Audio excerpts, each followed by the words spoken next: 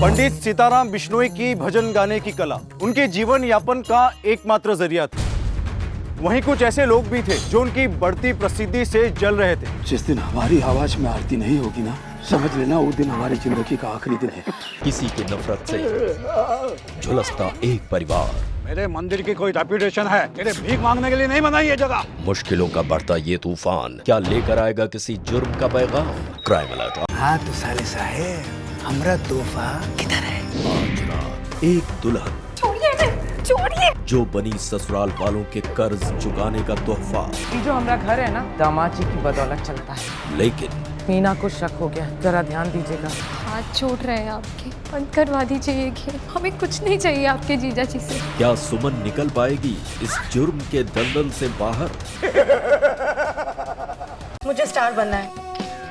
पहले एक्टिंग सीख कर आइए आप। फिल्मी दुनिया की चमक में थम गई एक अदाकारा की सांसें। रिजेक्शंस के कारण वो ड्रग एडिक्ट हो गई थी। वहाँ नहीं चली तो खुदकुशी कर ली। मेरी बेटी आत्महत्या नहीं कर सकती। कोई ना कोई तो सबूत जरूर मिलना चाहिए। क्या जीतेगा एक पिता का विश्वास या सामने आएगा कोई और ही राज?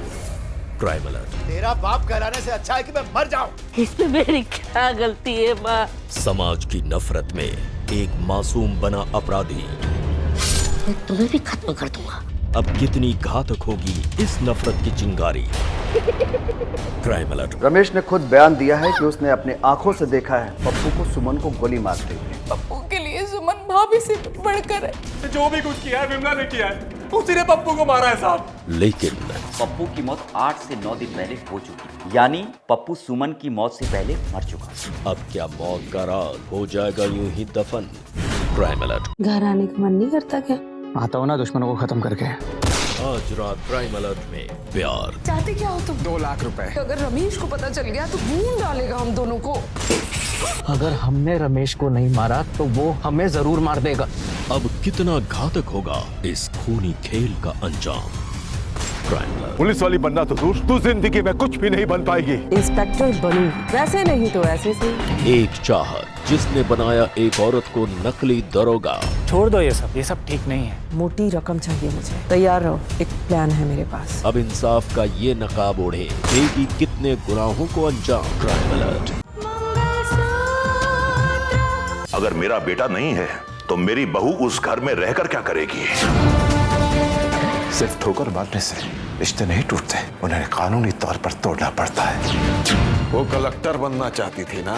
जब जस्टिस आदित्य प्रताप सिंह अदालत में जज की कुर्सी पर बैठता है तो वो किसी का दोस्त नहीं, किसी का भाई नहीं, किसी का पिता नहीं।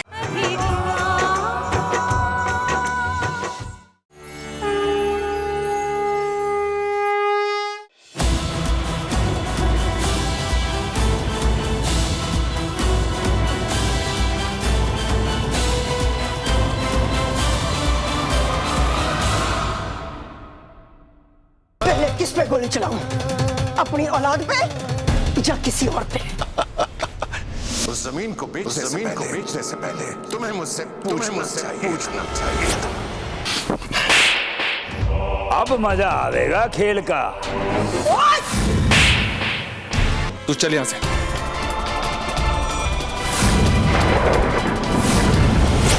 मुझे तलाक चाहिए, मुझे तलाक चाहिए, मुझे तलाक चाहिए।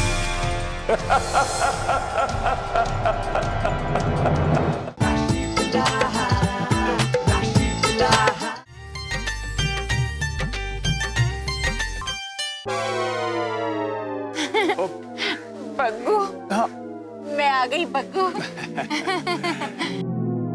बोला ना कोई रिश्तेदार नहीं है मेरा, जाओ यहाँ से।